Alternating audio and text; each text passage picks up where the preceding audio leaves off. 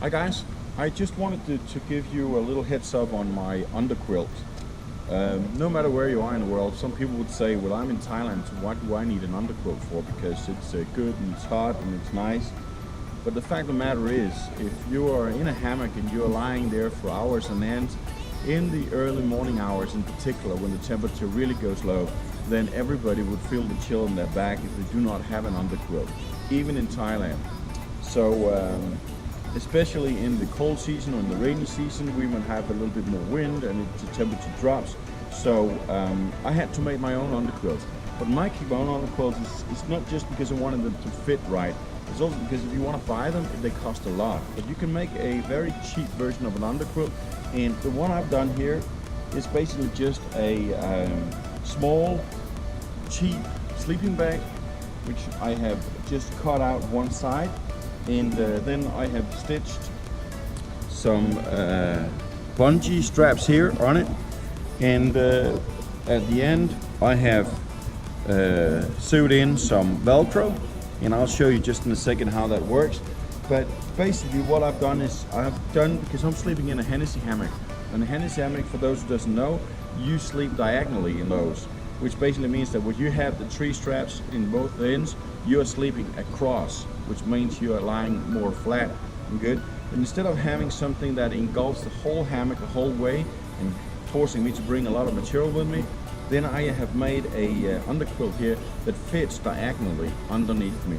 Now, as you probably can detect here, then this is folding up a little bit, because what I did was I figured out how long it should fit on the sides in terms of the length of the material, but then when I stitched it up, I stretched it with this one here, which means when it fits on the hammock, then there will be creating a lot of air underneath it. Well, let me just show you how it works, because this is my underquilt, but my son has got his fitted on his hammock as it is right now. As you can see, there it is. I mean, it is just a rough one. It's not really nice this way, but the Velcro here, I've just stitched it on the hammock, a little snip of Velcro, and this is I don't know if we male or female ends or whatever, but then all you got to do is just snap this one on, boom, there it is, and it fits. The same goes for this one here. It's been stitched together in a manner that it stretches once it gets into the hammock and encloses hammock totally, and then just creates like a volume of air underneath it, instead of having the clothing tight up around his body, because if it does so, when the wind blows in here, he'll feel the chill anyway. But if there's a bit of an area underneath, he won't have that problem. And the same goes up here. We got the Velcro here, boom, easy. I had another system before where I used some small branches and loopholes and stuff like this, but this seems to work much better. Jacob, can I have you drum in your hammock, and so we can see how it looks like in there? So this is how it looks like right now when the hammock is uninhabited, so to speak. Let my son just go in there, you'll see how snug it becomes. So there you are.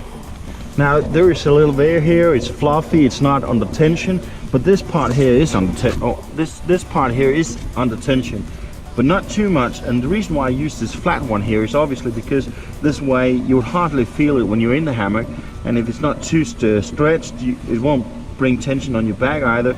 So it's just very smooth, and it closes good in. You got good air here. It's no tension at all.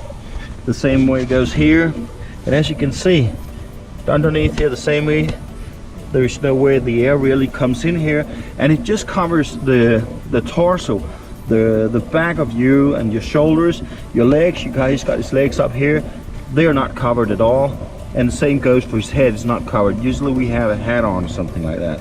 So this just makes it small, convenient, lightweight, and easy, very easy to take on.